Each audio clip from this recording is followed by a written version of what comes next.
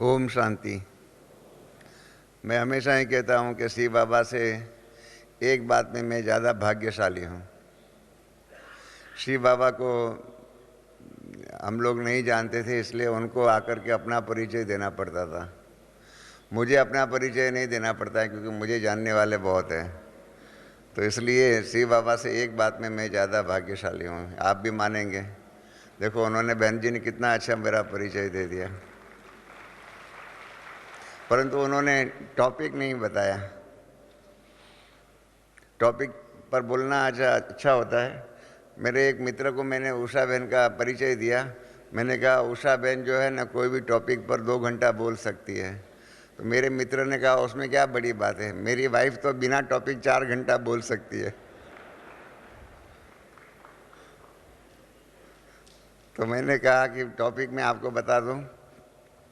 Topic क्योंकि हेतुलक्षी मैं हमेशा चाहता हूं कि कोई जो भी हमारा विचारधारा चले वो कोई हेतुलक्षी हो, क्योंकि कार्य करना है और कार्य हमें समय की मर्यादा के बीच में करना है। इसलिए टॉपिक हमने रखा हुआ है कि घोर विपत्तियां जो आने वाली है उसका सामना हम कैसे करें और मूल्यनिष्ठ समाज जो है उसकी रचना कैसे करें। इसके बारे में हमारे बारे में स्पार्क के अंदर spiritual application and research centre जो है यहाँ बना हुआ है, बाप दादा ने स्थापन किया हुआ है। उसके द्वारा जो बातें चली हुई है उसका लाभ, उसके बारे में चर्चा आप सबसे करना चाहता हूँ। और आप सबके भी कोई भी सुझाव हो वो हमको मालूम पड़ेगा, तो वो सुझाव हम इसके अंदर हमारे एजेंडा में ऐड करेंगे। और जो अप्रैल की 3 तारीख से यहाँ पर मधुबन में मीटिंग होने वाली है, प्लानिंग ऑल इंडिया, उसके अंदर उसको रख करके फिर उसका अभियान के रूप में कारोबार हम करना चाहते हैं। तो इसलिए खास चर्चा आप सबके सामने कर रहा हूं ताकि अगला वर्ष का कार्यक्रम इसी टॉपिक के ऊपर चले। पहली बात तो है डिज़ास्टर मैनेजमेंट, यहाँ तो क्राइसिस मैनेजमेंट एंड उसके लिए टॉपिक के ऊपर चर्चा करना है, क्योंकि उसके बारे में हमने स्पार्क के अंदर 2 साल पहले रिसर्च का प्रोग्राम बनाया हुआ था और काफ़ी अच्छी रिसर्च उसके ऊपर हुई थी। हमने उस टाइम पर सर्वे भी निकाला हुआ था, लोगों से पूछा हुआ था कि ऐसी घोर विपत्तियों का समय आने वाला है। तो जब उस समय पर हम सबको पूछते थे कि ऐसी घोर विपत्तियों का समय आने वाला है या नहीं, तो लोग 50-60% लोगों ने कहा कि आ सकता है। 30-40% लोग जो ऐसे भी थे जिन्होंने कहा कि नहीं आ सकता, ऐसे क्या ज़रूरत है, क्यों आने वाला है।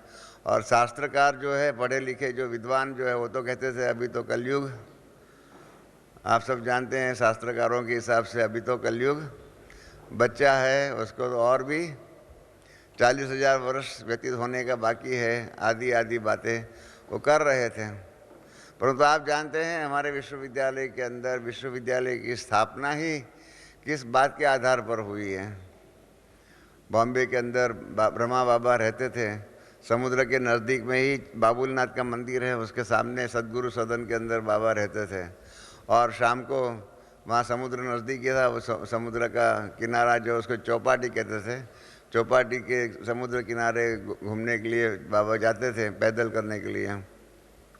तो एक दिन शाम को 1936 की बात है, शाम को घूमने के लिए गए होंगे, तो वहाँ समुद्र किनारे बैठे हुए थे, तो सामने जैसे वीडियो स्क्रीन होता है, इस प्रकार से सामने का सारा ही आकाश जो है वीडियो स्क्रीन बन गया और बाबा ने पहले पहले साक्षात्कार किया। मैं ब्रह्मा बाबा को इसलिए ही आर्ष दृष्टा कहता हूँ, क्योंकि आने वाला घोर विपत्तियों का समय और नई दुनिया, इन दोनों का साक्षात्कार करने वाले हम सभी मनुष्य आत्माओं में पहले पहले वो थे। इसलिए आर्ष दृष्टा, नई सृष्टि का दर्शन करने के लिए, नई सृष्टि का साक्षात्कार करने वाले ब्रह्मा बाबा पहला नंबर थे। और इन्होंने ही सामने आकाश के अंदर देखा कि ऊपर एक दूसरे के मनुष्य एक दूसरे का खून कर रहा है, उसकी हत्या कर रहा है, और कहीं घर जल रहे हैं, फ्लड्स आ रहे हैं और उसके अंदर घर तबाह हो रहे हैं। आग, कई बातें आप जानते हैं जो बाबा ने विनाश के बारे में बताया हुआ, वो सारी बातें उन्होंने उसमें देखी। और उसको देख करके बाबा जो है ना वो डर गए, कहने लगे ये क्या हो रहा है, बाबा से सहन नहीं हो सका। चौपाटी पर हम बाबा को घूमने के लिए लेके जाते थे, 57 की बात है, तब बाबा से चौपाटी ऊपर हम गए हुए थे, तब बाबा ने सारा ही वो दृश्य रिहर्सल के रूप में दिखाया कि कैसे बाबा ने देख रहे थे। बाबा सामने से आकाश को देख करके बता रहे कि देखो ऐसा ऐसा मैं देख रहा था, ऐसा ऐसा देख रहा था, और मैं एकदम डर गया कि ये क्या हो रहा है, इतने खून, इतने मृत्यु, इतने ये सारा जो बम आदि फट रहे हैं वो क्या हो रहा है। परंतु थोड़े समय के बाद वो दृश्य समेट लिया गया परमात्मा के द्वारा, यहाँ जो भी जिन्होंने भी दृश्य दिखाया। और उसके बाद आकाश से फरिश्ते के रूप में सितारे आ रहे थे और उसमें से फरिश्ते निकल रहे थे, और स्वर्ग की दुनिया जो है बहुत सुंदर लोभायमान ऐसी दुनिया जो है वो देखने को मिली। बाबा को वो बहुत अच्छा सीन लगा। बाबा ने कहा ये तो बहुत अच्छी दुनिया है। बाबा मुस्कुराने लगा। इतने में बाबा ने वो आवाज़ सुना, आकाशवाणी सुनी कि ये विश्व परिवर्तन की जिम्मेदारी तुम्हें उठानी है। तो जब वो सुना तो बाबा ने खुद ने हमको दृश्य रिपीट करके बताया। बाबा ने ऐसा हाथ खड़ा करके कहा, नहीं नहीं नहीं, मैं ये जिम्मेदारी नहीं उठा सकता हूँ, मैं इसके लिए लायक नहीं हूँ। परंतु वो तो दृश्य समाप्त हो गया, वो आकाशवाणी भी समाप्त हो गई। बाबा उसके बाद तो बाबा ने समझा कुछ नहीं है। बाबा वहाँ से फिर कलकत्ते गए और कलकत्ते से फिर बनारस गए और बाबा में वैराग्य वृत्ति आने लगी, वो सब आप जानते हैं।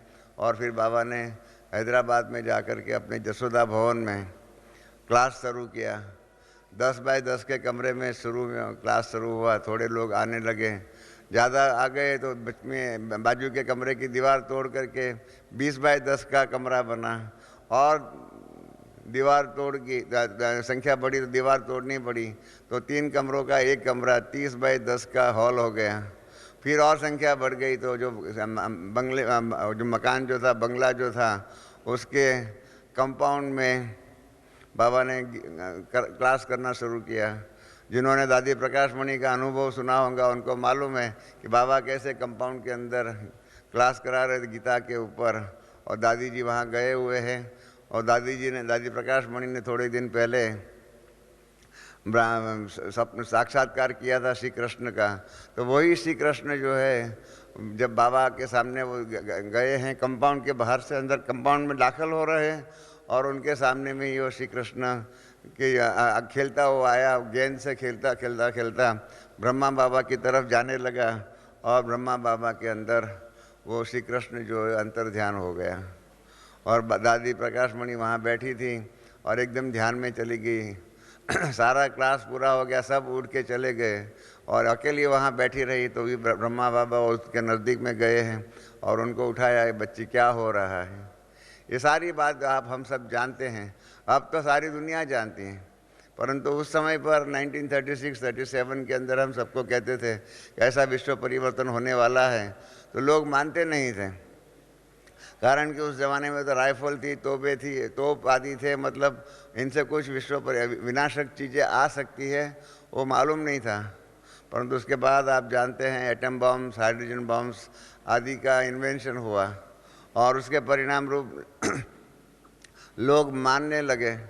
और बाबा ने तो जो कल्प वृक्ष का चित्र बनाया हुआ, उसके अंदर विश्व परिवर्तन के 3 साधन भी बताए हुए हैं, जिन 3 साधनों के द्वारा जो घोर विपत्तियां आने वाली है, वो 3 साधन आप जानते हैं। एक तो नेचुरल कैलेमिटीज़ है, कुदरती आपत्तियां हैं।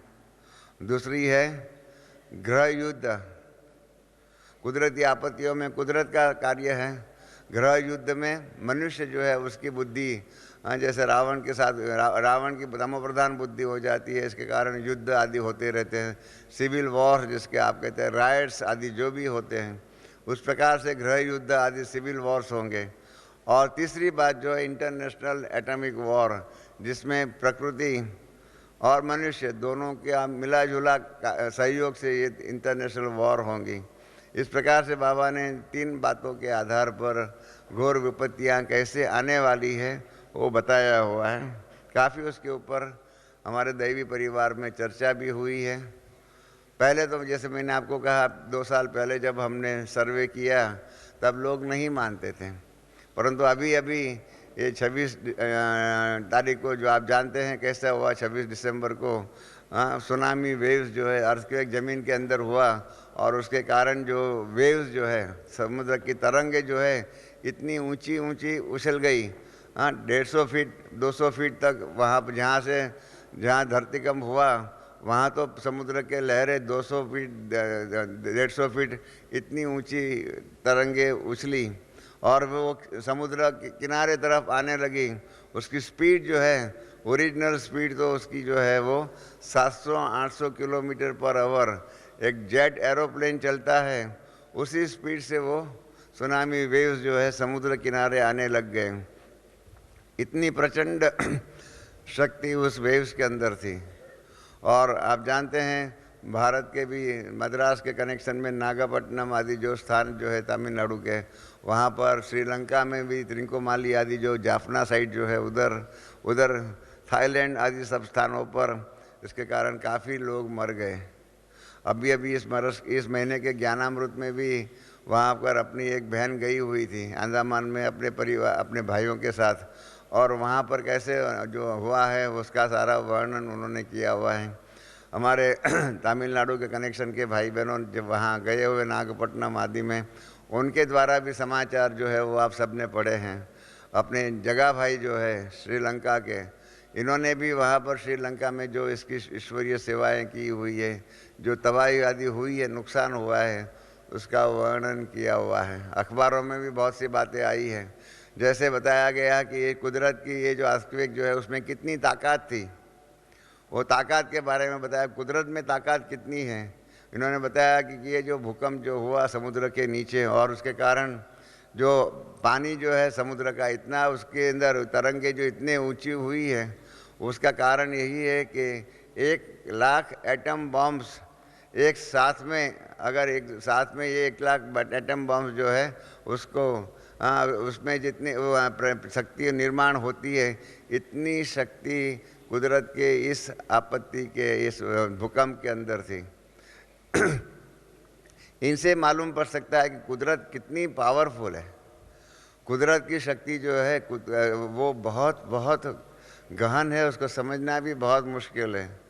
सूर्य की शक्ति कितनी है, हवा में कितनी शक्ति है, साइक्लोन में कितनी शक्ति है, इस प्रकार से कुदरत की शक्तियाँ जो है उसके आगे मनुष्य की शक्ति कुछ काम की नहीं है, ये इसमें सिद्ध होता है। ये जो घोर विपत्तियों का समय जो है उसके बारे में बाबा ने जो कहा हुआ है, ये भी इनसे सिद्ध होता है। बाबा ने तो हम बॉम्बे वाले जो है उनको तो सावधानी दिया हुआ है कि बच्चे सतयुग में बॉम्बे जो है वो आप सबको मालूम है ना, सतयुग में बॉम्बे कहाँ होगा? बॉम्बे पानी में होगा। माना सिर्फ बॉम्बे नहीं, परंतु जितना भी आज के दिन समुद्र किनारे रहने वाले, समुद्र के तट पर रहने वाले शहर है, वो सभी शहर जो है वो उसकी पानी की, समुद्र के पानी की जो लेवल जो है वो बढ़ जाएंगी और इसके कारण वो पानी में जाएगा। जिन्होंने ज्योग्राफी स्टडी किया हुआ होगा उनको मालूम है न्यूजीलैंड, साउथ में ऑस्ट्रेलिया के बाजू में न्यूजीलैंड है। न्यूजीलैंड नई जमीन से निकली हुई ज़मीन, न्यू जमीन से निकली हुई, हम समुद्र से निकली हुई ज़मीन, उसको कहते हैं न्यूजीलैंड। कारण कि पहले वो पानी में था और पानी की लेवल जैसे कम हुई तो फिर वो जो न्यूजीलैंड जो है वो समुद्र से ऊपर में आ गया और उसके कारण उसका नाम रहा न्यूजीलैंड, समुद्र से निकली हुई ज़मीन। इस प्रकार से है पुराने ज़माने का भूगोल जो है, ज्योग्राफी जो है, जिन्होंने ज्योग्राफी का स्टडी किया हुआ होगा उनको मालूम है कि पहले की ज़मीन ज्योग्राफी कैसी थी और बाद में ज्योग्राफी कैसे बनी। ये सब पॉसिबल है कि जो इसके बारे में कहा गया है वैज्ञानिक लोगों के द्वारा कि 5 एटम बम उत्तर ध्रुव और 5 एटम बम दक्षिण ध्रुव, इनके ऊपर 5 एटम बम वहाँ छोड़ दिया जाए, उधर 5 एटम बम साउथ पोल पर, दक्षिण ध्रुव पर छोड़ दिया जाए, तो उसमें जो गर्मी उत्पन्न होगी उस गर्मी के कारण वहाँ जो बर्फ़ जो है, समुद्र जो है बर्फ़ के रूप में है, वो पिघल जाएगा, पानी हो जाएगा, और उसके कारण समुद्र का जो लेवल जो है, वो समुद्र का लेवल जो है, समुद्र का पानी का लेवल वो 100 फीट बढ़ सकता है। 100 फीट बढ़ेगा माना क्या हो जाएगा? हमारा घर जो है बॉम्बे में समुद्र से 30 फुट ऊंचाई है, उसकी हाइट 30 फुट है, हम सेकंड फ्लोर पर रहते हैं, तो 20 फुट वो गिनती करें तो 50 फुट होता है। 100 फुट ऊपर आ जाएगा तो क्या हो जाएगा? कितनी तबाही, कितना नुकसान हो जाएगा। और ये बात शास्त्रों में भी है, जो बाबा ने जो कही हुई है, जो आज के वैज्ञानिक लोग भी मानते हैं, ये बात शास्त्रों में भी है। विनाश की बातें जो है, शास्त्र, भारत के शास्त्र मतलब हिंदू धर्म के शास्त्र और क्रिश्चियन धर्म के शास्त्र, इन दोनों शास्त्रों में भी है। हमने ज्ञानामृत में भी लिखा हुआ है कि दोनों के शास्त्रों में है, पहला परमात्मा का अवतार जो है मत्स्य अवतार, वो पहला मत्स्य अवतार जो है परमात्मा का मछली के रूप में अवतार, उसकी कथा भी बहुत सरल है, सारी दुनिया जानती है कि एक सन्यासी जो है वो नदी में स्नान कर रहा था, स्नान करने से पहले वो तर्पण कर रहा था अपने पूर्वजों आदि को, तो उसके हाथ में एक मछली आ गई। मछली आ गई तो उसने उसको देखा कि ये मछली तो जो है वो, इसको तो बड़ी मछली खा जाएंगी। आप जानते हैं हक्सले, ऑडियलस हक्सले का सिद्धांत है सर्वाइवल ऑफ द फिटेस्ट। इस दुनिया के अंदर हमेशा ही संघर्ष होता ही रहता है, और उसमें जो ज़्यादा मजबूत होता है, ज़्यादा जो पहलवान होता है, उसकी जीत होती है, और जो कमज़ोर होता है उसकी मृत्यु होती है। ये survival of the fittest Huxley का जो सिद्धांत है, उस सिद्धांत के मुताबिक वो सन्यासी ने भी समझा कि ये छोटी मछली को तो बड़ी मछली खा जाएंगी, तो इसलिए उसके साथ कमंडल था, उस कमंडल में वो मछली रख दिया। घर में आया तो घर में कुआं था, उसमें डाला तो वहाँ पर भी वो मछली बड़ी हो गई। तो फिर वो नदी किनारे लेके गया, वहाँ डाली तो वहाँ पर भी वो मछली बड़ी हो गई। तो फिर समुद्र किनारे जाकर के समुद्र में वो मछली को डाला। तब आकाशवाणी उसने सुनी, जैसे ब्रह्मा बाबा ने आकाशवाणी सुनी, ऐसे उस सन्यासी ने भी आकाशवाणी सुनी कि मैं साधारण मछली नहीं हूँ, मैं परमात्मा हूँ। मैं परमात्मा ने मछली के रूप में अवतार धारण किया हुआ है, और थोड़े समय के बाद सृष्टि पर जल प्रलय होने वाला है, बहुत बारिश होगी आदि आदि, और उसके कारण जल प्रलय होने वाला है। यह दुनिया जो है उस पर घोर आपत्तियाँ विपत्तियाँ आने वाली हैं। उसके पहले आप एक बोट बना दो, और उस बोट के अंदर एक नाव बड़ी बड़ी बना दो, और उस नाव के अंदर इस दुनिया की जो भी अच्छी अच्छी चीज़ें हैं, जड़ी बूटियाँ, बीज आदि के रूप में है, और 6 पुरुष और 1 स्त्री उसमें बैठ जाएंगे। तो मैं उस जल प्रलय के समय पर आऊँगा मछली के रूप में, और आकर के उस नाव को खींच करके नई दुनिया के प्रति लेके जाऊँगा, और फिर नई दुनिया के लिए जहाँ वो लेके जाऊँगा, वहाँ फिर नई दुनिया की, नई सतयुगी दुनिया की रचना होगी, सृष्टि चक्र फिर से घूमेगा। इस प्रकार की मनुस्मृति के अंदर बात है। और आज भी जो 6 पुरुष और 1 स्त्री के रूप में जो सप्तर्षि जो अंदर बैठे हुए थे, उसकी यादगार के रूप में 3 मिनट बाबा की याद में बैठेंगे। ओम शांति। तो बात चल रही थी मत्स्य अवतार के बारे में कि कैसे जल प्रलय, अर्थात उस प्रकार से जो बाबा ने ऐसे हम बच्चों को साधारण शब्दों में कहा है कि बॉम्बे पानी में जाएगा, इस प्रकार का जल प्रलय की बात जो है, जो आज के वैज्ञानिक भी कुदरत की शक्ति को मानते हैं, इसी के क्रिश्चियन धर्म में भी है। आप में से कोई रोम गया होगा, मुझे तो बाबा ने रोम में भेजा हुआ था। रोम में वेटिकन म्यूजियम है, पोप वहाँ रहता है। वो वेटिकन जो है वो एक देश है, कंट्री है, और उसकी राजधानी को वो शहर ही कंट्री बन गया है। और वेटिकन के अंदर वेटिकन म्यूजियम है। ब्रह्मा बाबा ने जब पोप यहाँ आया हुआ था यूकेरिस्ट कॉन्फ्रेंस के टाइम पर, तब झाड़ त्रिमूर्ति अंग्रेजी में हिंदी में उनको दिया हुआ था कैस्केट के रूप में, हम सब ने उनको दिया था, बाबा ने दिलवाया था। वो आज भी वेटिकन म्यूजियम में वो झाड़ त्रिमूर्ति आज ही रखा हुआ है, बहुत सुंदर इसे सजा करके इन्होंने रखा हुआ है। तो वेटिकन म्यूजियम में करीब मैं समझता हूँ 14वीं सेंचुरी के बहुत प्रसिद्ध कलाकार, क्रिश्चियन धर्म के दो बहुत कलाकार अच्छे नामी ग्रामी हो गए हैं। एक माइकल एंजेलो और दूसरा रफाएल। माइकल एंजेलियो का भी उसको तो कला का चित्रकार भी था तो शिल्पकार भी था, और रफाएल जो है खाली चित्रकार था। चित्रकार ने नोहास आर्क के बारे में 4 चित्र 14वीं सेंचुरी में बनाया हुआ है कि कैसे सृष्टि जो है उसमें जल प्रलय होने वाला है, और जल प्रलय से पहले मालूम पड़ गया कि जल प्रलय होने वाला है। तो उनके अंदर भी यही बात है कि एक बहुत बड़ी नाव तैयार करने की है, और उस नाव के अंदर अच्छे में अच्छी इस दुनिया की जड़ी बूटियाँ जो है वो संग्रह करने का है, और संग्रह करके जब जल प्रलय होगा तब एक मछली आएंगी और मछली खींच करके नाव को नई दुनिया के प्रति लेके जाएंगे, और जो नाव के अंदर बीज आदि पुरानी दुनिया के रखे हुए होंगे वो वहाँ पर काम में लगेंगे और उसके द्वारा नई सृष्टि की रचना होगी। मैं समझता हूँ करीब 20 साल पहले इंडियन हिस्ट्री कांग्रेस कॉन्फ्रेंस हुई थी पुणे के अंदर। उसमें जगदीश भाई और हमने पेपर लिखे हुए थे, हमारे पेपर वहाँ पर प्रसिद्ध थे। तो उस टाइम पर उस कॉन्फ्रेंस के उद्घाटन के लिए जो इनॉग्रल की नोट लेक्चर था हॉलैंड का एक प्रोफेसर का था।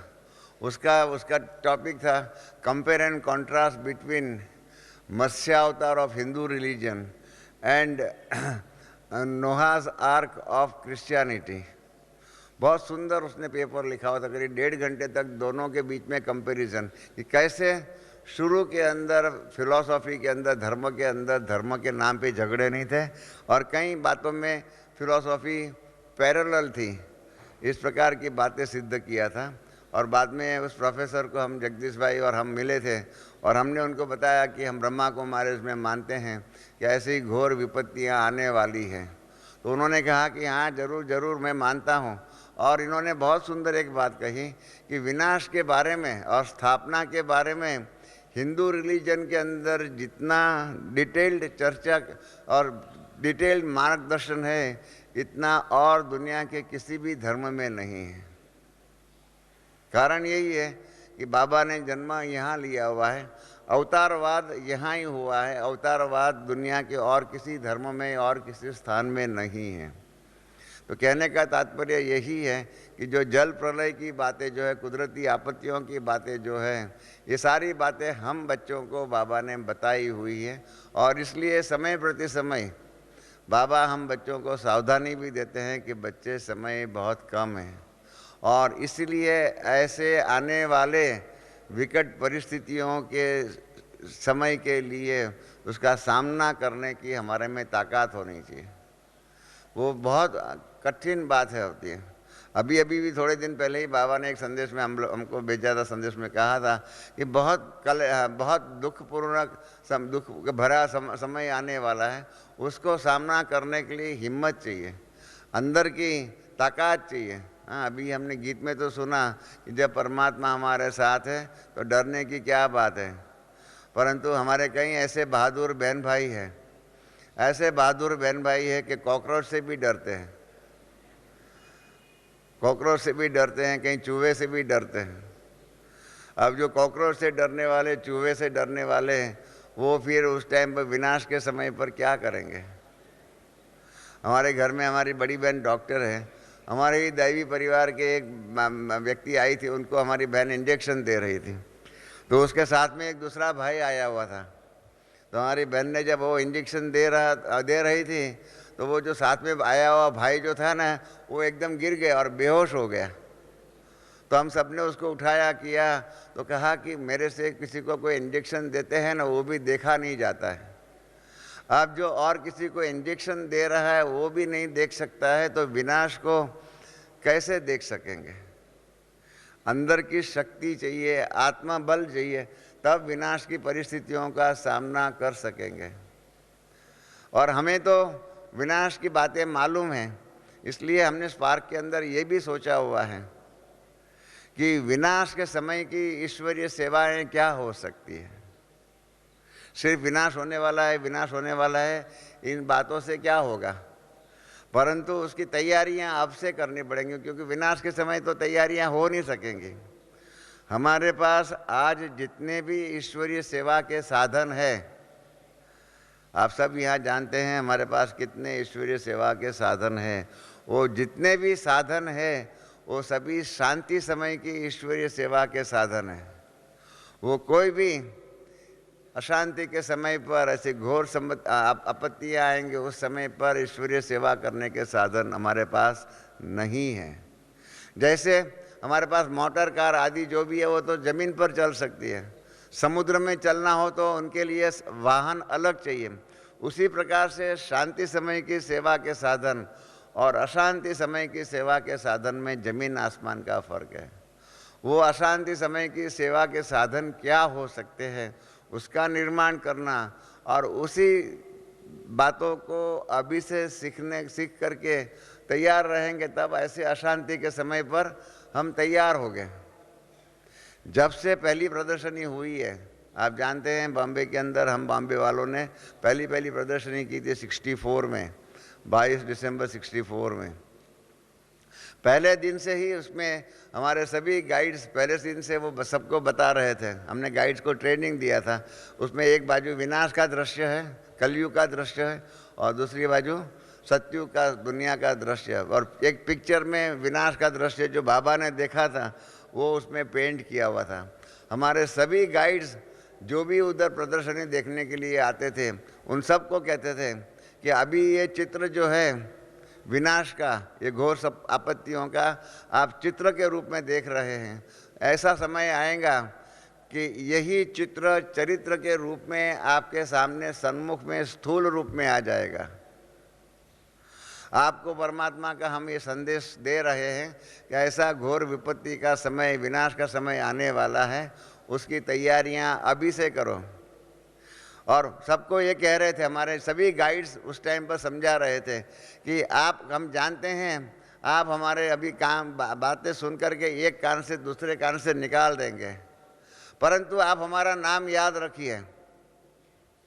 हमारे सब गाइड्स कहते थे कि हमारा नाम याद रखिए, और जब ये चित्र चरित्र के रूप में घोर आपत्तियाँ वास्तविक रूप में आपके सामने आ जाएंगे, तब आप चिल्लाएंगे और कहेंगे कि हे प्रभु, आपका संदेश हमको मिला था परंतु हमने नज़रअंदाज कर दिया, उसका ध्यान नहीं रखा, आज हमको माफ़ कर दो। और कहेंगे कि हमने ऐसी प्रदर्शनी वहाँ देखी थी, उसके अंदर ये भाई ने हमको संदेश दिया और हमने उसका, आपका संदेश जो उस भाई से मिला था या उस बहन से मिला था, उसको सुना नहीं था, उसका मान्यता नहीं दी। तो इस प्रकार से हम सारी दुनिया को हम ये बात बता रहे हैं कि ऐसी विकट परिस्थितियां आने वाली है, देश विदेश में सबको बता रहे हैं। और उसके लिए अशांति समय की सेवाओं का आप सबके सामने इसलिए बात रख रहा हूँ कि आप में कई बहन भाई ऐसे बैठे हुए हैं यहाँ पर, वो सभी विचार सागर मंथन करने की क्षमता उसमें है, ताकत है, बौद्धिक ताकत है, मानसिक शक्ति है। तो वो ऐसी विधियाँ निकालें कि अशांति के समय पर क्या सेवा हो सकती है। हमारे स्पार्क के द्वारा मनोबल की सेवाएं, मनसा सेवा की किताब छपी हुई है, वो आप पढ़िए और उससे आपको अशांति के समय पर मनसा शक्ति के द्वारा कैसी सेवाएं हो सकती है वो आप पढ़िए। 2 दिन पहले ही हमारे पास मस्कत से एक वहाँ पर एक बहन है, ज्योत्सना बहन करके, उसने हमको पत्र लिखा कि रमेश भाई हमने ये स्पार्क के द्वारा मनोबल की सेवा या मनसा सेवा की किताब पढ़ी, न सिर्फ पढ़ी परंतु उसके अंदर जो प्रयोग लिखे हुए थे वो प्रयोग मैं करती रही, और उस प्रयोग के कारण मुझे अनेक प्रकार के श्रेष्ठ दिव्य अनुभूतियाँ हुई है। और उसलिए उन्होंने लिखा कि रमेश भाई, हमारी तो एक ही विनती आपको है, ये इतनी सुंदर किताब है, इतनी सुंदर, ज़रूरी है कि अगर इसका इंग्लिश में और अन्य भाषाओं में ट्रांसलेशन हो जाए तो बहुत बहुत सबको काम में आएंगी और उसके द्वारा दिव्य अनुभव। और बाबा ने जो कहा है कि सबसे श्रेष्ठ में श्रेष्ठ सेवा का साधन मनसा सेवा है, वो सिद्ध हो सकेगा। हमारे करुणा भाई जो है उसको 6 मास उनको हार्ट अटैक आया था, तो 6 हफ्ता उनको बिस्तर में सोना पड़ा था। तो इन्होंने 6 हफ्ता में वो किताब पढ़ते रहे और अनुभव करते रहे। और इन्होंने और दूसरे 2-4 भाइयों ने भी अनुभव किया और सब ने यही कहा कि रमेश भाई ये मनसा सेवा की किताब जो है वो मनसा सेवा के ऊपर एक गीता समान श्रेष्ठ किताब है। उनके द्वारा जो सूक्ष्म सेवाएं जो है उस सूक्ष्म सेवाओं का हमको अनुभव हो सकता है। और ये सूक्ष्म सेवाएं कहो, अशांति समय की सेवाएं कहो, उसका अभी से ही निर्माण करना होगा। और जो जिस सेवा का निर्माण करेंगे ना बाबा उसको एक्स्ट्रा मदद भी देते हैं। तो इसलिए ऐसे अशांति समय की सेवाएं, सूक्ष्म सेवाओं का निर्माण करना चाहिए। बाकी नहीं तो पहले से हमको ये मालूम है कि विनाश होने वाला है, उसका प्राप्ति क्या है। फोरवॉर्न अंग्रेजी में कहते हैं, फोरवॉर्न इज फोर आर्म्ड। पहले से मालूम होता है तो पहले से उसकी तैयारियां करनी पड़ती हैं। परंतु हमारा दैवी परिवार में बहुत कम ऐसे बहन भाई है जो ऐसी अशांति समय की सेवाएं, विकट परिस्थितियों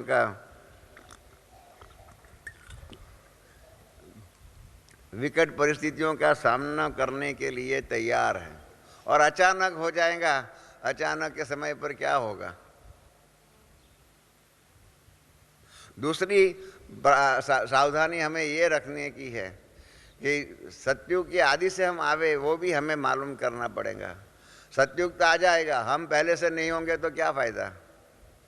हमारे में यहाँ कई ऐसे भाई बहन बैठे हुए होंगे जिन्होंने ब्रह्मा बाबा और मातेश्वरी सरस्वती को साकार रूप में नहीं देखा है, और वो तो ड्रामा में उनका पार्ट फिक्स हो गया। परंतु अगर सतयुग के आदि से आने का पुरुषार्थ नहीं किया, सतयुग से आदि आने वाले आदि रतन न बने तो क्या हो जाएगा। ब्रह्मा बाबा और मातेश्वरी सरस्वती को श्री लक्ष्मी और श्री नारायण के रूप में पहले विश्व महाराजा विश्व महारानी के रूप में नहीं देख सकेंगे। और परिणाम रूप क्या हो जाएगा। अव्यक्त बाप दादा ने जब मेडिटेशन हॉल ऊपर है वहाँ पर पधरामनी हुई थी और सामने में एक माता रो रही थी। तो माता को बाबा ने कहा कि बहन तू क्यों रो रही है, बच्ची क्यों रो रही है। तो उन्होंने कहा कि बाबा हमने ब्रह्मा और सरस्वती को साकार में नहीं देखा, उसका दुख है इसलिए मैं रो रही हूँ। तो बाबा ने कहा फिर भी अभी पुरुषार्थ कर लो कि तो सतयुग की आदि में आने का, तो सतयुग की आदि में आएंगी तो ब्रह्मा और सरस्वती को लक्ष्मी और श्री नारायण के रूप में तुम देख सकेंगी। अगर वो भी पुरुषार्थ नहीं हुआ तो तुम सारा कल्प रोती रहेंगी कि ब्रह्मा सरस्वती या लक्ष्मी और नारायण को हमने साकार रूप में नहीं देखा। और सारा ये कल्प उनका चित्र या मूर्ति चित्रों के रूप में ही उसको देखना पड़ेगा। यही हमारे लिए दैवी परिवार के लिए घोर विपत्ति वो है कि सतयुग के आदि में भी आने का आदि रतन हमको बनने का चांस नहीं मिला। हमारा पुरुषार्थ, हमारा भाग्य हमारे हाथों में है। जब हम लोगों ने योग की प्रदर्शनी बनाई हुई थी तो हमने ब्रह्मा बाबा को पत्र लिखा कि बाबा उसका लास्ट चित्र आप बना करके दो। आप सबको मालूम रहे बाबा बहुत अच्छे कवि, बहुत अच्छे लेखक भी थे। नई दुनिया का, जैसे मैंने आपको बताया ना, आर्ष दृष्टा, इस प्रकार से नई दुनिया का कविताओं को और गीत के रूप में लिखने का श्रेय वो भी ब्रह्मा बाबा को जाता है। और इसलिए मैंने ब्रह्मा बाबा के बारे में ज्ञानामृत में लिखा भी है कि ब्रह्मा बाबा नई दुनिया का दृश्य कविता के रूप में सबको बताने वाले आदि कवि भी थे। दुनिया वाले तो वाल्मीकि को आदि कवि मानते हैं। जब एक कौच पक्षी को शिकारी ने तीर लगा करके उसकी हत्या किया और उसके मुख से माँ निषाद वाला जो श्लोक निकल गया और ब्रह्मा वहाँ पर पहुँच गए और नारद वहाँ पर पहुँच गए, कहा कि तुम नई दुनिया का, अरे रामायण का बारे में तुम लिखो। इस प्रकार की बात जो हुई और उसके कारण वाल्मीकि को दुनिया आदि कवि मानती है। मैं नहीं मानता हूँ। मैं कहता हूँ कि आदि कवि नई दुनिया का साक्षात्कार करके कविता के रूप में उसका वर्णन करना वो ब्रह्मा बाबा ने किया, इसलिए आदि कवि ब्रह्मा बाबा हैं। तो ये चित्र आदि के रूप में बाबा ने वो बताया उस बहन को कि बच्ची तुम जो है उसका पुरुषार्थ करो, नहीं तो हमेशा के लिए तुमको रोना पड़ेगा। ये हम दैवी परिवार के लिए, सबके लिए सावधानी है कि पहले से मालूम पड़ गया है तो हम पहले से क्यों नहीं तैयारी करके रखें, नहीं तो क्या फ़ायदा, हमको एडवांस में बातें मालूम पड़ गई है उसका। तो ये है घोर विपत्तियों का सामना करने की शक्ति, न सिर्फ शक्ति परंतु उसके सामना करने के लिए साधन निर्माण करना। साधन और साधना दोनों का निर्माण करने का कार्य हमें करना पड़ेगा, उसका प्लानिंग अभी करना पड़ेगा और वो कार्य करना है हमें, ताकि आने वाले समय में उसी के द्वारा ईश्वरीय सेवाएं हो सकें। दूसरी बात जो है, जो ब्रह्मा बाबा ने दोनों बातें देखी, विनाश देखा, उसके बाद स्थापना देखा। तो अभी तो मैंने आपको बताया हमारे बॉम्बे में ही जब ये सुनामी वेव्स का जो तरंगों का जो हो गया, तो रोज़ अखबार में उसके बारे में आर्टिकल आते थे कि ऐसे सुनामी वेव्स जो है हमारे बॉम्बे में आएंगे तो क्या होगा। दुनिया के ऐसे और कई स्थानों पर भी ऐसी बातें अखबारों में आती थी कि हमारे पास ऐसे तरंगे आ जाए, 100 फुट 150 फुट 150-200 फुट ऊंचे तरंगे आ जाए, हमारे पास क्या होगा, कितना नुकसान होगा। तो अब तो विनाश को सब मानने लग गए हैं। तो विनाश और स्थापना, आल्फ्रेड हॉफमैन करके एक वैज्ञानिक हो गए हैं, जिंदा है अभी भी, जिन्होंने LSD, जो डॉक्टर्स लोग जो है उनको मालूम होगा, मार्जुआना आदि जो LSD ड्रग जो है जिसका नशा बहुत होता है, ऐसे नशीली दवाई का निर्माण करने के लिए वो सेंडोज कंपनी के चीफ रिसर्च ऑफिसर थे और इन्होंने ही LSD एज ए ड्रग का निर्माण किया था। उसको हम डेवोस में कॉन्फ्रेंस थी, उसके अंदर वो हमारे पास रोज़ भोजन करने के लिए आते थे। उन्होंने रिटायर्ड सेंडोज में से होने के बाद अपनी एक संस्था बनाई हुई है और संस्था में उन्होंने ये सिद्ध किया हुआ है कि विनाश और स्थापना, साइंस और स्पिरिचुअलिटी, वो दोनों ने अंग्रेजी में उन्होंने कहा कि I want to prove that science and spirituality they are two sides of the same coin, destruction and construction, these are the two sides of the same coin. ये मैं सिद्ध करना चाहता हूँ। माना विनाश को तो अभी तो दुनिया वाले मानने लग गए परंतु स्थापना को अभी मानना लोगों ने शुरू किया है। तो स्थापना का पूरा ज्ञान, वास्तविकता हमारे पास जितनी है इतनी दुनिया में किसी के पास नहीं है। शास्त्रों में है, शास्त्रों में सतयुग की बातें लिखी हुई है, स्वर्ग की बातें लिखी हुई है, परंतु जो उनके अंदर जो मिसकंसेप्शन जो है उसके अंदर, इसके कारण यही मानते हैं कि हेल एंड हेवन, स्वर्ग और नरक जो है इस दुनिया में नहीं है, यहाँ से अलग है। जैन धर्म की एक बात बताऊं, जैन धर्म में अनेक शास्त्र हैं, मगर एक शास्त्र है उसमें ऐसा लिखा हुआ है कि श्री कृष्ण जो है ना वो 7वें नरक में है, 7वें पाताल में है। तो मैंने जैन धर्म के एक बहुत नामी ग्रामी विद्वान से संत महात्मा से पूछा कि आपके धर्म में क्यों आप श्री कृष्ण को 7वें नरक में समझते हो। तो इन्होंने कहा कि 16,108 रानी करने वाला श्री कृष्ण 7वें नरक में नहीं होगा तो कहाँ होगा। माना नरक और स्वर्ग, और स्वर्ग में, नरक में भी 7 स्वर्ग है, 7 पाताल है, ऐसी ऐसी दुनिया में कहानियां मालूम होती है। एक हंसी की बात सुनाऊं, हमारा एक जो जहाँ हम बाल कटवाते हैं ना, वो वहाँ पर हमारा हजाम की दुकान जो है ना, उसमें रावण जो है उसका चित्र भी रावण को रोता हुआ दिखाया है। तो मैंने हमारे हजाम को पूछा कि ये रावण को रोता हुआ क्यों दिखाया है। तो उसने कहा कि एक सिर का बाल कटाने का 50 रुपया होता है, तो 10 सिर का बाल कटाना होगा तो रोएगा नहीं तो क्या होगा।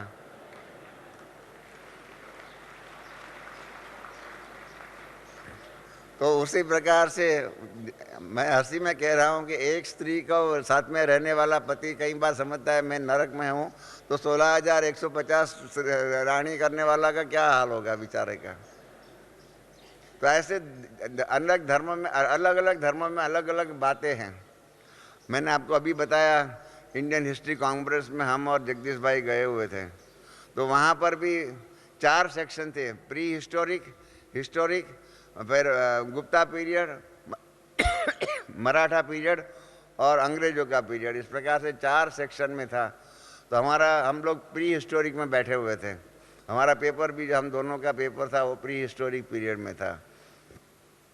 तो हमने प्री हिस्टोरिक पीरियड के विद्वानों का सर्वे किया था और उसमें हमने सवाल पूछा था एक कि गीता में वर्णित, क्योंकि सभी प्री हिस्टोरिक माना रामायण, महाभारत, उपनिषद आदि जो भी है, ब्राह्मण आदि जो ग्रंथ जो है, इनको मानने वाले उनके विद्वान, उनको पूछा था कि गीता में वर्णित स्वर्ग सत्य है या कल्पना है।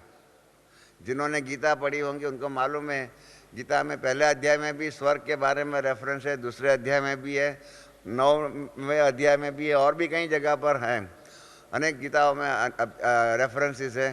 पांडव गीता में भी यही है, स्वर्ग का है कि पांडव गीता में जब सब पांडव और कौरव स्वर्ग में चले गए हैं, स्वर्ग आरोहण हो गया है, उसके बाद हर एक ने अपना अपना अनुभव सुनाया हुआ है, जिसके अंदर ही वो प्रसिद्ध श्लोक है अर्जुन का कि तमें माता च पिता तमें बंधु च सखा तमें, वो जो श्लोक जो है वो पांडव गीता का है कि स्वर्ग में नरक का कौरव और पांडव बैठे हुए हैं और अपना कौरव और पांडव के रूप में अनुभव सुना रहे हैं। तो वो गीता में वर्णित स्वर्ग सत्य है या कल्पना है, हमने वो विद्वानों से सवाल पूछा। तो 105 में से 87 माना 85% विद्वानों ने हमको लिख करके दिया कि गीता में वर्णित स्वर्ग सत्य नहीं है, कल्पना है, वास्तविकता नहीं है। तब जगदीश भाई और हमने दोनों ने सोचा कि अगर हम ये पूछते कि ब्रह्मा कुमारी इसके द्वारा वर्णित स्वर्ग सत्य है या कल्पना है, तो लोग यही कहते कि वो तो कल्पना ही है ब्रह्मा कुमारी, क्योंकि उस टाइम पर हमारा इतना प्रचार नहीं हुआ था। आज भी इतना हम चाहते हैं स्वर्ग के बारे में सबको बताने के लिए, इतना लोग नहीं मानते हैं तो इसके बारे में हम क्या किया जाए, कैसे लोगों को बताया जाए, इसके बारे में हमारे स्पार्क में चर्चा हो रही थी। इतने में ही सितंबर मास में जो हमारे यहाँ स्पार्क की मीटिंग हुई, इस मीटिंग के अंदर दादी गुलजार दादी आए हुए थे और गुलजार दादी ने दादियों के बीच में जो चर्चा हुई थी उसके आधार पर हमको स्पार्क में कहा कि आप अभी ऐसी एक्टिविटी करो, प्रवृत्ति करो जिसके आधार पर हमारा आवाज़ जो है सरकार तक पहुँचे। तो हम सबको वो उनका सजेशन अच्छा लगा और उसके आधार पर सोचा क्या किया जाए तो सब ने सोचा कि सरकार तक आवाज़ पहुंचाना हो तो 1986 में हम सब ने एक प्रयोग किया था, एक अभियान छेड़ा हुआ था, उसका नाम है मिलियन मिनट्स ऑफ पीस। जो पुराने भाई बहन यहाँ बैठे हुए हैं, जो भी है, उनको मालूम है मिलियन मिनट्स ऑफ पीस के आधार पर अपने विश्वविद्यालय को यूनाइटेड नेशंस के द्वारा इंटरनेशनल पीस मैसेंजर अवार्ड और 6 देशों का पीस मैसेंजर अवार्ड मिला हुआ था। माना इस प्रकार से ऐसे अभियान छेड़ते हैं, अभियान करते हैं तो सरकार तक आवाज़ जाता है। तो हम सब ने पहले सोचा कि हम अभियान करें, तो किस टॉपिक पर अभियान करें। तो सब ने उस टाइम पर मीटिंग में सोचा कि आतंकवाद जो है, क्योंकि सितंबर मास में मीटिंग हुई थी और इसी सितंबर 2004 में रशिया के अंदर चेचनिया में आतंकवादियों ने एक स्कूल के अंदर स्कूल का घेराव किया था और 400-500 स्कूल के बच्चे जल करके मर गए थे आतंकवादियों के द्वारा। और ऐसे ही 3 साल पहले 9 सितंबर को अमेरिका के ऊपर आतंकवादियों ने एरोप्लेन के द्वारा तूफान मचाया था और वर्ल्ड ट्रेड सेंटर के दोनों मकान जो है जल करके भस्मीभूत हो गए थे। तो इसके के कारण आतंकवाद के विरुद्ध में अभियान छेड़ने का नक्की हुआ। परंतु जब हमारी महाराष्ट्र की मीटिंग हुई थी, महाराष्ट्र और आंध्र प्रदेश की, तब आंध्र प्रदेश के बहन भाइयों ने कहा कि नहीं नहीं, आतंकवाद के विरुद्ध में हम नहीं कुछ करना चाहते हैं, क्योंकि आतंकवादी समझते हैं हम तो अच्छा काम करते हैं, हम पैसे वालों का पैसा लेकर के गरीबों को देते हैं, अच्छा काम है, सरकार भी वही करती है, टैक्स क्यों लगाती है, पैसे वालों से ज़्यादा पैसा होता है उनके पास, वो लेकर के गरीबों का देती है, जो सरकार करती है वही हम करते हैं, इसलिए आतंकवाद खराब नहीं है ऐसा समझ करके आतंकवादी काम करते हैं, तो हमको आतंकवाद के विरुद्ध में काम नहीं करना चाहिए। तो हमने वो ये टॉपिक बंद कर दिया, दूसरा टॉपिक लिया। उसमें टॉपिक में ऐसा सोचा कि हम बदले तो विश्व बदले, when we change world will change. तो वो बाद में हमने गुलजा दादी को बताया कि बाबा से वो बताने का, तो बाबा ने संदेश दिया कि बच्चे वो टॉपिक अभियान के लिए अच्छा नहीं है। तो हम बाबा को मिलते हैं ना, हर समय पर बाबा से या स्टेज पर मिलना होता है, तो बाबा ने कहा कि बच्चे ये अभियान के लिए ठीक इसलिए नहीं है क्योंकि दुनिया के परिवर्तन के कारण विनाश रुका हुआ नहीं है, तुम बच्चों, आप बच्चों के परिवर्तन के कारण विनाश रुका हुआ है। मैं दुनिया का परिवर्तन कब होगा, दुनिया कब तैयार होंगी, उसको वो तारीख नहीं मैं पूछता हूँ, मैं तो आप बच्चों को पूछता हूँ कि आप कब तक तैयार होंगे, वो आप तारीख बताओ, वो आप बच्चों को कहना पूछ रहा हूँ। इसलिए आप बदलेंगे तो विश्व बदलेगा, इसलिए वो अभियान करने की ज़रूरत नहीं है, दुनिया के लिए अभियान नहीं है। अगर करना है तो आप इंटरनल अभियान करो कि हम बदलेंगे तो दुनिया बदलेंगी। इसलिए बाबा ने कहा ये टॉपिक अच्छा नहीं है। तो फिर हमने बाबा को उसी टाइम पर स्टेज पर पूछा कि हम किस बात पर अभियान करें। तो बाबा ने कहा कि बच्चे आपस में राय करो, कोई भी एक मूल्य लेकर के उस मूल्य के आधार पर अभियान छेड़ दो। तो बाबा ने जब डायरेक्शन दिया तो फिर हमारी मीटिंग उसमें फिर चर्चा होने लग गई। फिर उसमें कई बातें निकली, सम्मान दो, सम्मान में रहो, आदि आदि बात निकलते निकलते आखिर में यही हुआ कि सभी मूल्यों को लेकर के बात रखे। बात रखे माना एक मूल्यनिष्ठ समाज की रचना मूल्यों के ज्ञान के आधार पर इस प्रकार का अभियान बनाए। क्योंकि स्वर्ग को स्वर्ग कहते हैं तो लोग मानते नहीं हैं, राम राज्य कहते हैं तो भी मानते नहीं हैं और सत्युग कहते हैं तो भी नहीं मानते हैं, परंतु मूल्यनिष्ठ समाज कहते हैं तो उसको मानते हैं। वैल्यू बेस्ड सोसाइटी, मूल्यनिष्ठ समाज, value based society through establishment of value based society through education in values, इस प्रकार का टॉपिक नक्की हुआ। और वो बाबा को हमने बताया कि बाबा आपके डायरेक्शन के मुताबिक, बाबा आपने तो एक मूल्य एक वैल्यू लेने के लिए कहा था, हमने सभी मूल्यों का इकट्ठा करके ये बनाया हुआ है। तो बाबा ने कहा कि ठीक है, बहुत अच्छा टॉपिक बच्चों ने सुना हुआ है, करेगा कौन? बाबा ने हमको सवाल पूछा इधर इसी स्टेज पर। तो हमने कहा बाबा तो सारा दैवी परिवार करेगा, सभी जोन्स, सभी विंग्स सब मिल करके करेंगे। बाबा ने कहा अगर सभी मिल करके करें तो बहुत अच्छी बात है, परंतु फिर भी जिम्मेदारी कौन उठाएगा? तो मैंने कहा बाबा आप कहो तो स्पार्क उठाएगा। बाबा ने कहा भले स्पार्क उठाए, ये सारा दैवी परिवार इस बात को उठावे, मूल्यनिष्ठ समाज की रचना। तो क्या होगा, मूल्यों का ज्ञान सबको मालूम पड़ेगा। आज की दुनिया में मूल्य जो है ना, वैल्यूज़ जो है ना, उनको लोग मानते नहीं हैं। इसलिए मूल्यनिष्ठ समाज की रचना, बात वही है,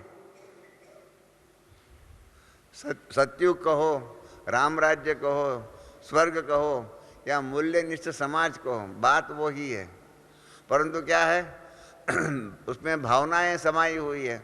आज की दुनिया के लोग जो नास्तिक जो है ना, वो भी मूल्यों को मानते हैं, स्वर्ग को नहीं मानेंगे, नरक को नहीं मानते, ये सबको नहीं मानते, परंतु मूल्यों को मानते हैं। मूल्यनिष्ठ समाज होना चाहिए। एक बार एक विदेश का एक बहुत बड़ा नामी ग्रामी विद्वान मेरे साथ बैठा हुआ था हवाई जहाज में। तो मैंने उनको पूछा कि आप स्वर्ग को मानते हो?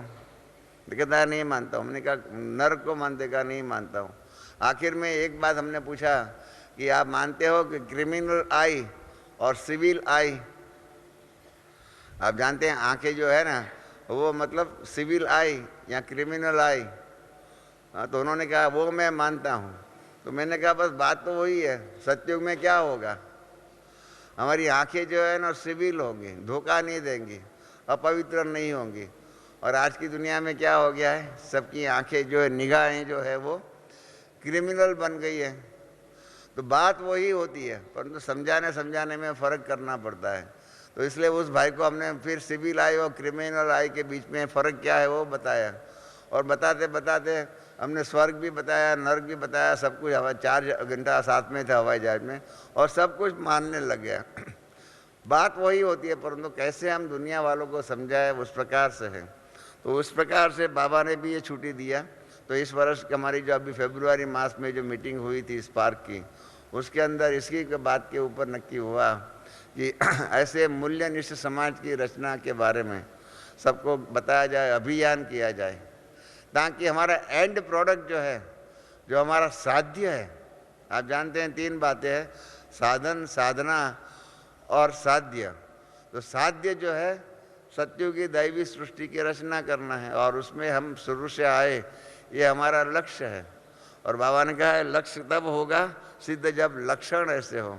तो समाज में ऐसे श्रेष्ठ लक्षण, मूल्य का जीवन में धारण करने का पुरुषार्थ होना चाहिए, वो सबको बताने का है। ज्ञान वही है, परंतु मूल्यों के आधार पर ऐसे मूल्यों को धारण करने से अमूल्य जीवन बन जाएगा, मूल्यवान जीवन बन जाएगा। इसका प्रयोग करने का, इसका अभियान करने का। तो काफ़ी इसके बारे में चर्चा हुई। कई जगह पर हम जहाँ जहाँ गए हैं वहाँ पर हमारी बात निकली। आप जैसे पहले भी 2 ग्रुप आए थे, उनके सामने भी हमने ये बात रखी कि ऐसा अभियान, मूल्यनिष्ठ समाज की रचना मूल्यों के आधार पर, वो हम रखें या नहीं।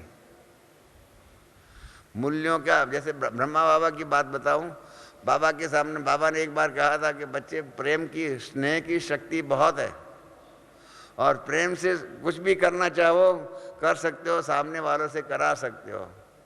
तो एक माता ने खड़ी होकर के बाबा को कहा, बाबा बाकी सारी दुनिया बदली कर सकते, पर हमको हमारे बच्चों को संभालना है ना, हमको बच्चों को संभालने के लिए उसको मारना भी पड़ता है। हमारे बॉम्बे में वाटर मेंशन में सेंटर में जब हम बच्चों का क्लास करते थे ना, तो बच्चे आते थे। तो एक बच्चा आता था क्लास में, उसने क्या किया, घर में उसके हाथ में ग्लास था, ग्लास गिर गया, ग्लास टूट गया। तो उसकी माँ ने उसको मारने के लिए चमाट ऐसे हाथ किया। तो वो बच्चा ज्ञानी था, तो उसने कहा कि माँ को कहा कि हाँ तुम मुझे एक चमाट मार, शिव बाबा तुमको 1000 चमाट मारेगा। तो बेचारी का हाथ बंद हो, रुक गया और दूसरे दिन से उसने अपने बच्चे को क्लास में आने का ही बंद करा दिया। कहा, मैंने पूछा क्यों आपका बच्चा नहीं आता है? क्या वो ज्ञानी तो आत्मा हो गया है और मेरे को ज्ञान देता है। भाई बच्चा ज्ञान दे उसमें नुकसान क्या है, परंतु कहा मैं चमाट मारने लग गई तो मुझे कहने लगा कि तुम मुझे एक चमाट मार, शिव बाबा तुमको 1000 चमाट मारेगा। ऐसा कैसा बोलना होता है क्या? मैंने कहा आपने चमाट मारने का क्यों ऐसा किया? तो ऐसे ही ब्रह्मा बाबा को एक माता ने कहा, बाबा हमको बच्चों को संभालना है, डिसिप्लिन लानी है तो चमाट मारनी ही पड़ती है।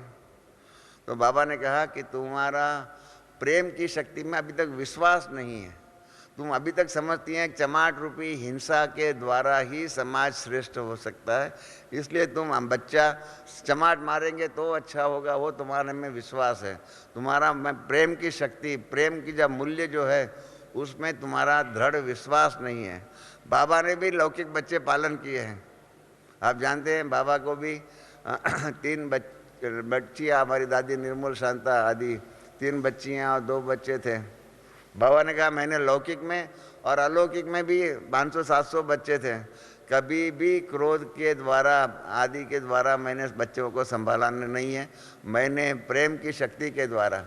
आप हम सब जितने भी यहाँ बैठे हुए हैं परमात्मा की और ब्रह्मा बाबा की प्रेम की शक्ति के द्वारा ही यहाँ आए हुए, बराबर है? जो धर्मराज की शक्ति, धर्मराज का रूप जो होगा वो तो उन्होंने दुनिया वालों के लिए है, हमारे लिए तो बाबा प्रेम का सागर ही है, स्नेह का सागर ही है। तो ऐसे प्रेम की शक्ति, स्नेह की शक्ति, आनंद की शक्ति, इस प्रकार की जो दैवी शक्तियाँ जो है ना, और दैवी मूल्य जो है, इसके आधार पर मूल्यनिष्ठ समाज की रचना का कारोबार करना है। उसके बारे में फोल्डर आदि हम बना रहे हैं और भी काफ़ी उसमें तैयारियां होगी। और इस प्रकार से अभियान के रूप में ये 3 अप्रैल को जब यहाँ पर मधुबन में मीटिंग होगी उसमें ये बात रखेंगे। हमारे मीटिंग में जो भी आए हुए थे इस पार्क के मेंबर्स 400 जितने थे, इन सब ने तो कहा कि ऐसा अभियान जो है मूल्यनिष्ठ समाज की रचना का अभियान करना चाहिए ताकि सबको मालूम पड़े कि ऐसा समाज आने वाला है। आप सबकी क्या राय है? ऐसा अभियान करें, सबको मूल्यनिष्ठ समाज की रचना का परमात्मा जो दिव्य कर्तव्य कर रहे हैं वो करे, जो चाहते हैं वो हाथ खड़ा करें। कि ऐसा समाज की रचना के लिए लोगों को अभियान के द्वारा मालूम पड़ेगा, संदेश मिल जाएगा। ऐसा समाज, संदेश से क्या होगा? ऐसी दुनिया आने वाली है और ऐसी दुनिया लाने के लिए परमात्मा का दिव्य अवतरण हो गया है। मतलब एक साथ में दोनों कार्य कर्तव्य सिद्ध हो जाएगा। तो इसके लिए तैयारियां हो रही है। 3 अप्रैल की मीटिंग में बात करेंगे। आप सबके भी विचार जो है वो भी मैं मीटिंग में बताऊंगा कि ऐसे हमारे 3-4 क्लास मैंने कराए, इन सब के अंदर हमारे परिवार के बहन भाई जो भी हैं, जनादेश कहते हैं ना, जनादेश, हमारे परिवार का आदेश यही है कि इस बात के ऊपर अभियान होना चाहिए। ऐसा होगा और सब मिलजुल करके करें, सभी जोन, सभी विंग्स आदि करें तो एक प्रचंड शक्ति, ये ऐसी शक्ति जो है, विनाश तो होने वाला है वो तो अभी सिद्ध मालूम पड़ गया, साथ में विनाश के बाद क्या, दुनिया के अंदर इसका ज्ञान नहीं है। हम लोगों ने एक ऐसे कंपटीशन, निबंध स्पर्धा रखी थी, इंटरनेशनल निबंध स्पर्धा, कि rebirth is a law of nature, पुनर्जन्म जो है वो विश्व का सिद्धांत है। उसके अंदर जब ये बात सिद्ध किया कि पुनर्जन्म, तो इस प्रकार से सृष्टि का भी पुनर्जन्म होता है, ये बात भी सिद्ध हो गई। क्योंकि नहीं तो क्या हो जाएगा, विनाश के बाद क्या विनाश के बाद सृष्टि खत्म हो जाएंगी? इस प्रकार की बातों को लेकर के दुनिया को इसका ज्ञान नहीं है। हिंदू धर्म में ही ये फिलॉसफी है, सतयुग, त्रेता, द्वापर, कलयुग, फिर सतयुग, त्रेता, द्वापर, कलयुग, इस प्रकार के सृष्टि का चक्र घूमता रहता है। मैंने अव्यक्त बाप दादा को एक बार कहा था कि बाबा आपका जो सृष्टि का चक्र जो है ना, 5000 वर्ष के बाद में घूमता रहता है। हमारे गरीब, हमारे दुनिया के हिसाब से तो ये चक्र जो है सतयुग, त्रेता, द्वापर, कलयुग जो है ना, जो नौकरी करने वाले होते हैं ना, उसके घर में तो 1 मास के अंदर ये चक्कर घूमता है। तो बाबा ने कहा ऐसा कैसे होगा? मैंने कहा बाबा हम तो दुनिया में रहते हैं ना, इसलिए हम दुनिया की बातें जानते हैं, आप तो ये दुनिया की बातें इतने नहीं जान सकते हैं। तो बाबा ने कहा बताओ कैसे 1 मास में ये चक्कर घूमता है? मैंने कहा जो नौकरी करने वाला होता है ना, उसका पगार मिलता है ना, सैलरी, तो उसका पहला हफ्ता सतयुग होता है। आप सब जो यहाँ बैठे हुए हैं, इन सब का अनुभव क्या है? पहला हफ्ता सतयुग होता है, दूसरा हफ्ता त्रेता, तीसरा हफ्ता द्वापर, चौथा हफ्ता कलयुग होता है। बराबर है ना? तो बाबा ने कहा संगम युग कब होता है? मैंने कहा बाबा जिस दिन पगार मिलने वाला होता है ना, तो सुबह कलयुग और शाम को सतयुग होता है। तो बाबा भी हंसने लगे कि ये भी बात बराबर है। तो मैंने कहा कि हमारे गरीब लोग, दुनिया के अंदर तो हर मास रिपीट होता है, आपके हिसाब से कल्प तो 5000 वर्ष के बाद रिपीट होता है। तो ये कल्प रिपीट हो रहा है, और जो लोग अज्ञान की नींद में हैं, जो भक्ति मार्ग के अंदर अभी भी उस नींद में है कि अभी कलयुग अभी भी बच्चा है, 40,000 वर्ष के बाद आने वाला है, वो उनके लिए ये दूर हो जाएंगी भ्रांति, और वो अभी हो जाएगा। मैं एक बार हमारे बॉम्बे में चिन्मयानंद जी करके बहुत प्रसिद्ध वक्ता थे, बहुत सुंदर प्रवचन करते थे, काफ़ी नामी ग्रामी थे। उनके पास हम उनको बहनों को लेकर के गया था मिलने के लिए। तो हमने उनको कहा, हमारी दादी प्रकाश मणि भी थी, रतन मणि दादी थी, शील दादी थी, हम लोग गए थे, उनसे अपॉइंटमेंट थी 1 घंटा उनके साथ बातचीत करने के लिए। तो इन्होंने चिन्मयानंद जी मानते थे कि हम शास्त्रों का खंडन कर रहे हैं। तो मैंने उनको बातचीत शुरू किया। मैंने उनको कहा कि ब्रह्मा कुमारी बहनें मानती हैं कि अभी कलयुग जा रहा है, सतयुग, आपको मालूम है ना, हम स्लोगन में क्या बोलते हैं, कलयुग जा रहा है और सतयुग आ रहा है। तो मैंने उनको कहा कि बहनें ये मानती है। कहा नहीं नहीं, यही बात मैं कहता हूँ कि बहनें खंडन करती है। मैंने कहा क्यों? कहा अभी तो कलयुग को आने में 40,000 वर्ष बाकी हैं और ये बहनें कह रही है कलयुग जा रहा है। तो मैंने कहा कि स्वामी जी, मैं उसके बारे में 2 बात आपको कहूँ? तो कहा कि हाँ। तो मैंने कहा कि देखिए, मेरे पिताजी की समझो एक आत्मकथा होंगी। मैंने उनसे पहले पूछा कि कलयुग अब बच्चा है, वो शास्त्रों में लिखा हुआ है? तो कहा हाँ वो लिखा हुआ है, कलयुग अब बच्चा है। तो मैंने कहा बताओ कौन से शास्त्रों में है? तो इन्होंने 8-10 शास्त्रों का नाम दिया, मैंने वो सब नाम लिख लिया। मैंने कहा देखना, अभी आपने ये पक्की बात कही कि शास्त्रों में लिखा हुआ है कि कलयुग अभी बच्चा है। फिर मैंने कहा कि समझो मैं आपके सामने आता हूँ और मेरे पिताजी की आत्मकथा लिखी हुई मैं लेके आता हूँ और उसमें लिखा हुआ है कि रमेश अभी बच्चा है, रमेश अभी बच्चा है।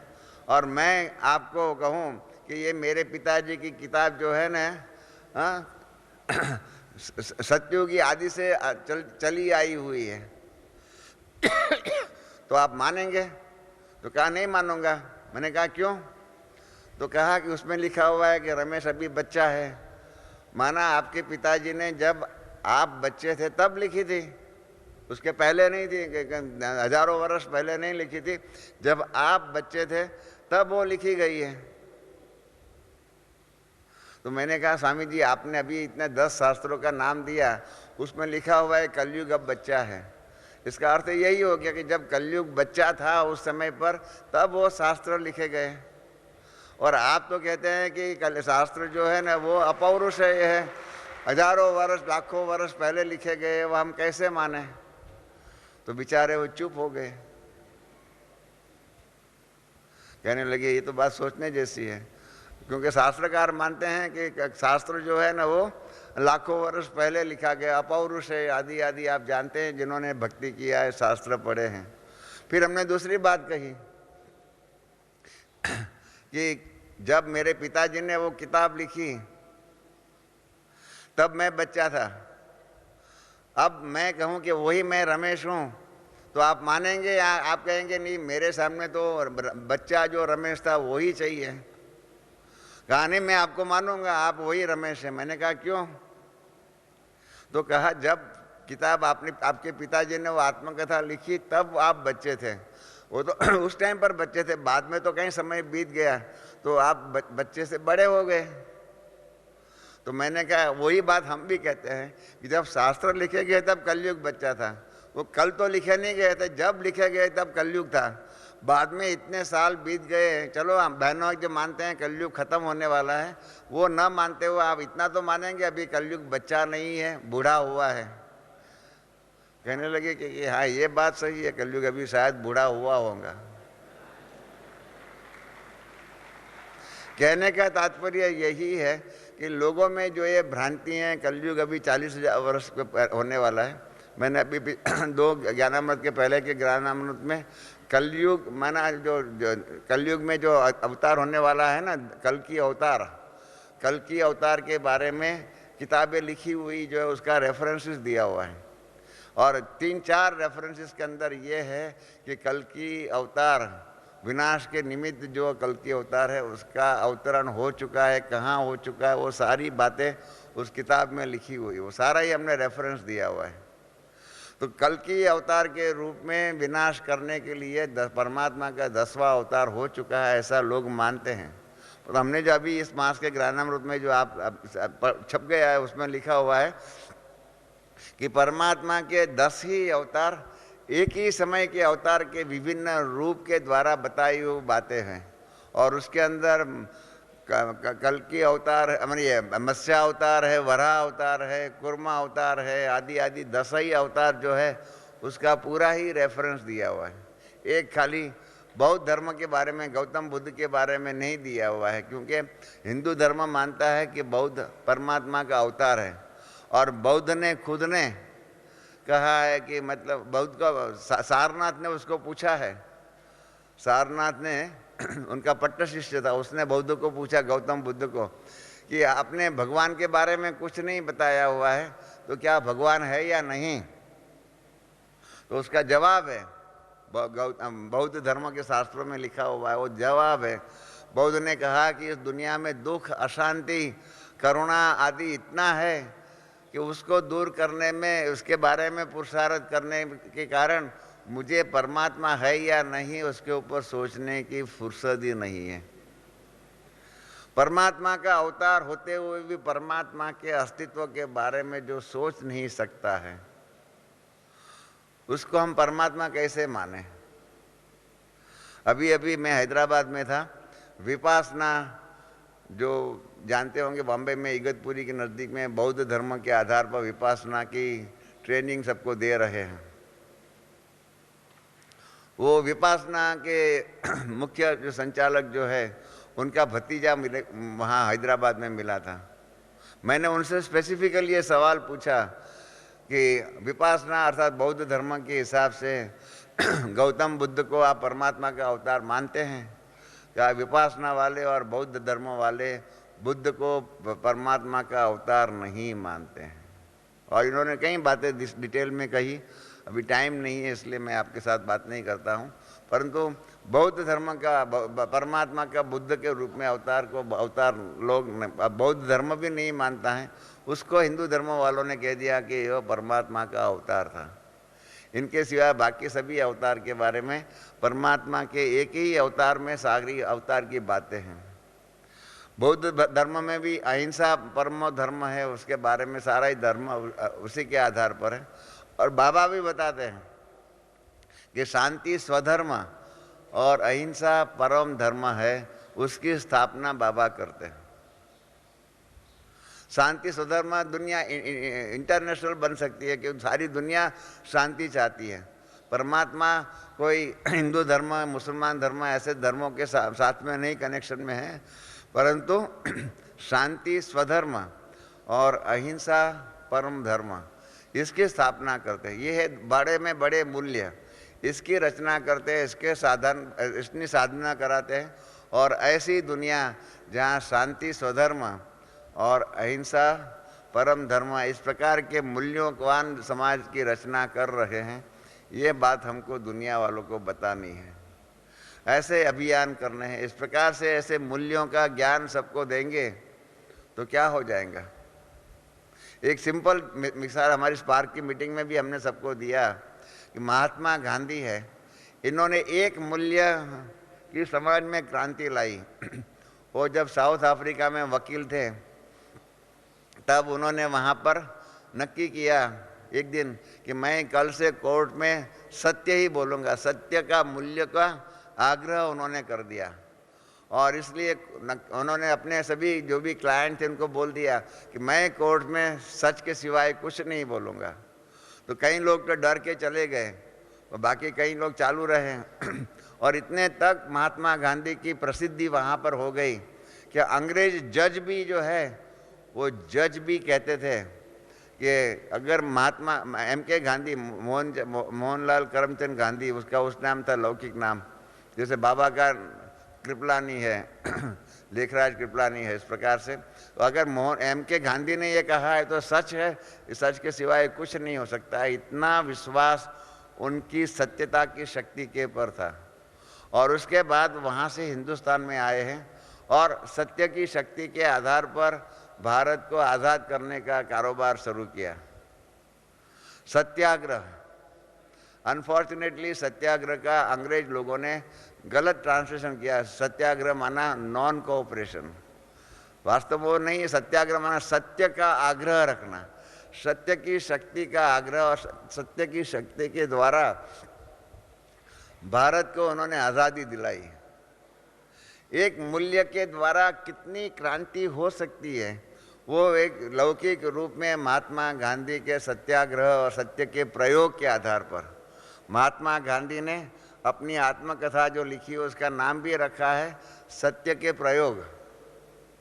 सत्य के प्रयोग, महात्मा गांधी का आप जानते हैं पोरबंदर में जन्म हुआ था। इन्होंने अपनी किताब के अंदर सत्य का प्रयोग के नाम से आत्मकथा लिखी हुई है।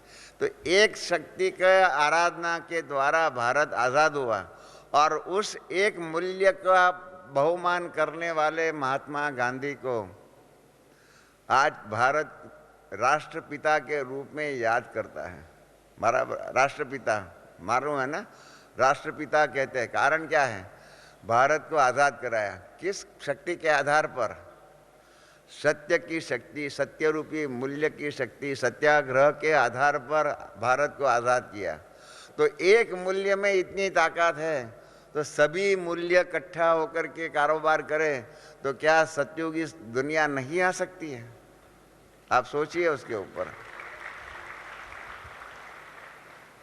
कि एक मूल्य में इतनी ताकत है। तो जैसे बाबा कहते हैं ना, एक प्रकृति का एक तत्व जो है विनाश इतना कर सकता है, तो 5 ही तत्व इकट्ठे होंगे तो कितना प्रचंड विनाश हो जाएगा।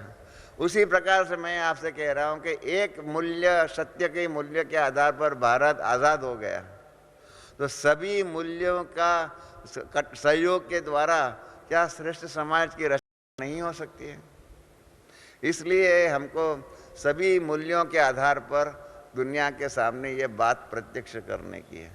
और बाबा यही हमारे में इन मूल्यों का ज्ञान हमारे में बिठा रहा है। पवित्रता की शक्ति का ज्ञान हमारे में बाबा बिठा रहा है। कितना हर बात में हमको श्रेष्ठ बना रहा है।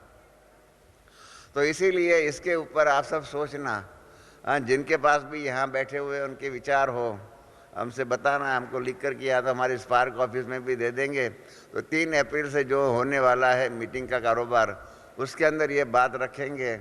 और ये अभियान जो है जिसके जैसे गुलजा दादी ने कहा, सरकार तक हमारा आवाज़ जाए, सारी दुनिया में हमारा आवाज़ फैल जाए, इस प्रकार से। इसलिए नेशनल या इंटरनेशनल अभियान मूल्यनिष्ठ समाज की रचना करना, और साथ साथ एक कोर्स बनाएंगे डिज़ास्टर मैनेजमेंट, मतलब विनाश के समय पर किस प्रकार का कारोबार हमको करना चाहिए। ये भी जैसे बाकी सब प्रकार के कोर्सेज करा रहे हैं, इस प्रकार से डिज़ास्टर मैनेजमेंट का कोर्स बना रहे हैं। ये 2 बातें इस मीटिंग में रखेंगे और उसके आधार पर कारोबार करेंगे। आप सबको मैंने इसलिए पहले से बताया कि आप सबके विचार जानने को मिल गए। फिर भी आप में किसी का भी कोई भी विचार हो तो हमको लिख सकते हैं, ज्ञानामृत में भेज सकते हैं, या तो स्पार्क की ऑफिस में भेज सकते हैं। मैं समझता हूँ आप सबके सहयोग से, चाहे स्थूल, चाहे सूक्ष्म, चाहे मनसा के रूप में वो मिलेगा